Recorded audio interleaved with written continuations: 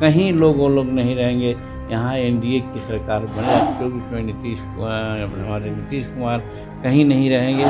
जंतर मंतर में 5 तारीख को धरना देने जा रहे हैं नीतीश जी। एकदम आरक्षण का मुद्दा तो इन्होंने छलावा किया है। आरक्षण का मुद्दा कहाँ उठाया? उसी बात पर तो जब तुम तमाम की बात उन्होंने की, हमने तो कहा कि 1971 से रोस्टर नियम लागू है और रोस्टर नियम लागू 71 से है, तो जोड़ लीजिए कि उधर और इधर सब मिला के 40-42 वर्षों का मामला है। आप कितना आरक्षण दिए हैं?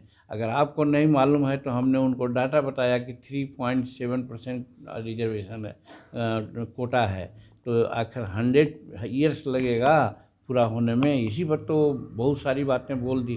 तो कहने का मतलब देश की जनता इस बात को समझी कि आरक्षण इनका एक छलावा है। आरक्षण कुछ नहीं है देने की बात करते हैं और सिर्फ वोट लेने के लिए क्या कहते हैं उसको, कागजी गणना करा करके एक दुनिया को दिखलाना चाहते थे कि हम बहुत बड़े चाहत कर रखते हैं ओबीसी का और शेड्यूल कास्ट का और लोगों का। हमने कोटा बढ़ाया, रिजर्वेशन दिया। तो हम लोग पहले कह रहे थे कि साहब ये सब छलावा है, और इस चीज़ को देश की जनता ने भी समझी और आज अपना निर्णय दिया है। बिहार में भी इसका निर्णय इसी प्रकार से होगा। कहीं वो लोग नहीं रहेंगे। यहाँ एनडीए की सरकार बनेगी। यहाँ 400 के 400 सीट हम लोग लेंगे और नरेंद्र भाई मोदी जी 400 सीट लेकर के भारत के प्रधानमंत्री तीसरी बार बनेंगे। देखिए, हिंदी पट्टी हो या और कहीं भी हो, कुछ मुद्दे ऐसे रहे हैं जिस मुद्दा को लेकर के भाजपा आगे बढ़ी और ख़ासकर नरेंद्र भाई मोदी जी आगे बढ़े।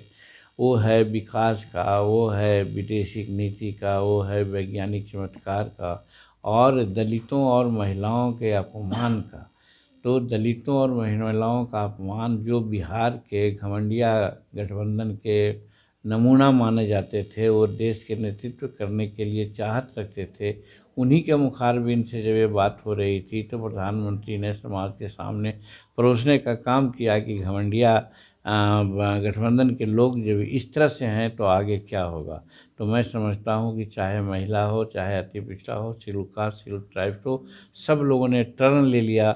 और वहाँ नहीं जीतने की बात हुई थी, वहाँ भी जैसे छत्तीसगढ़ में कोई भी एग्जिट पोल नहीं बताया कि वहाँ पर बीजेपी सरकार बनेगी। कहा क्लियर स्वीप हो रहा है कांग्रेस का, जबकि वहाँ क्लियर स्वीप हुआ बीजेपी के।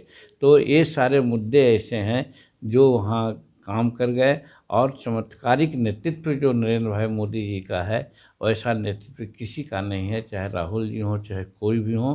तो ये साबित हो गया है कि देश में अकेला है और अकेला प्रधानमंत्री नीतीश कुमार जी हैं। और 2024 बहुत स्पष्ट हो गया है। कोई सेमीफाइनल कहता है, हम कहते हैं सेमीफाइनल नहीं है, फाइनल ही है कि 2024 में हमारे नीतीश कुमार कहीं नहीं रहेंगे बिहार में और जगह।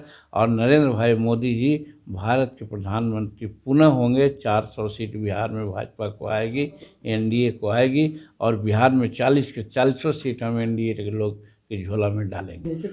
अब बुलाए हैं तो उन लोग बुलाए हैं। 6 तारीख तो हमारी भी बैठक है दिल्ली में। हम लोग जंतर मंतर में 5 तारीख को धरना देने जा रहे हैं। नीतीश कुमार जी ने जो महिलाओं के प्रति और शेड्यूल कास्ट के प्रति अभद्र बातें की है उसके लिए, तो सबका अपना अपना स्ट्रेटजी है। तो खड़गे साहब बुलावे चाहे कोई बुलावे, उनका काम है, करेंगे।